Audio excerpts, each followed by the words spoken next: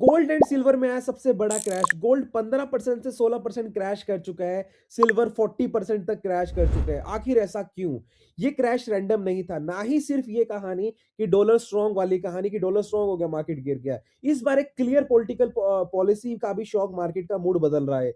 सबसे बड़ा trigger point था US Fed leadership related stocks.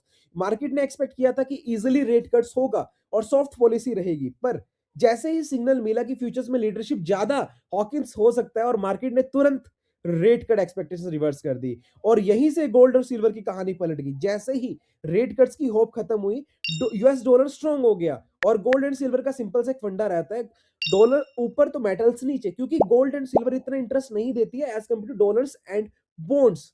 इस क्रैश से पहले गोल्ड और सिल्वर ऑलरेडी ना रिकॉर्ड हाई पे पहुंच चुका था। अब इंस्टीट्यूशंस पहले ही लोअर लेवल पे बाय करके बैठा हुआ था। जैसे ही बड़ा नेगेटिव मूव वहां पे ट्रिगर हुआ, हैवी प्रॉफिट बुकिंग स्टार्ट हुआ और रिटेल ने फोमो में बाय करता रहा, क्योंकि रिटेलर्स हमेशा फोमो में बाय करता है और स्मार्ट मनी ने वहां पे अपना पैसा निकालना स्टार्ट कर दिया।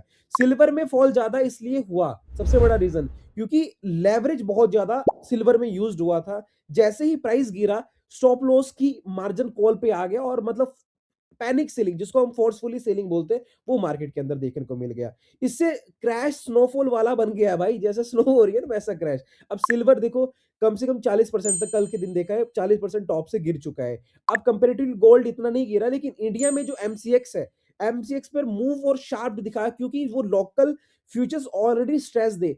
आप लोग गोल्ड में बाइंग ही नहीं कर पा रहे थे, अच्छे रेट पे गोल्ड को परचेज ही नहीं कर पा रहे थे। डिमांड ज्यादा बन चुकी थी मार्केट के अंदर, तो उसको बैलेंस करने के लिए भी पैनिक सेलिंग मार्केट के अंदर आई गई। तो global issue plus local issues, जिसकी वजह से फास्ट सेलिंग अपने को देखने को मिली। और गोल्ड और सिल्वर इसलिए नहीं गिरे क्योंकि वो वीक हो गए हैं, इसलिए गिरे क्योंकि इजी मनी का नैरेटिव खत्म मार्केट के अंदर हो गया था। और मार्केट ने ये प्राइस इसलिए किया क्योंकि रेट्स ज्यादा टाइम तक हाइस पर नहीं रह सकते हैं और फेड पॉलिसी सॉफ्ट नहीं होगी। डॉलर तो स्ट्रॉन्ग, लाइक डॉलर को सपोर्ट मिलेगा। तो ये क्रैश पैनिक का नहीं, एक्सपेक्टेशंस का रिजल्ट था। और गोल्ड एंड सिल्वर में इमोशन से ट्रेड नहीं होता है, पॉलिसीज के साथ साथ आपको लर्निंग पे भी ध्यान देना होता है। एंड सबसे इंपॉर्टेंट चीज, ये इन्वेस्टिंग का मौका है या नहीं, इसके लिए आप समझना चाहते हो कि यस इन्वेस्ट करें या नहीं, तो आप कमेंट में करो यस ब्रो बताओ इन्वेस्ट करें या नहीं, हम आपको पूरा डिटेल में बताने वाले हैं। And one more thing guys, हमें फॉलो कर लो, इंस्टा पे देख रहे हो एंड यूट्यूब पे देख रहे हो तो सब्सक्राइब कर लेना।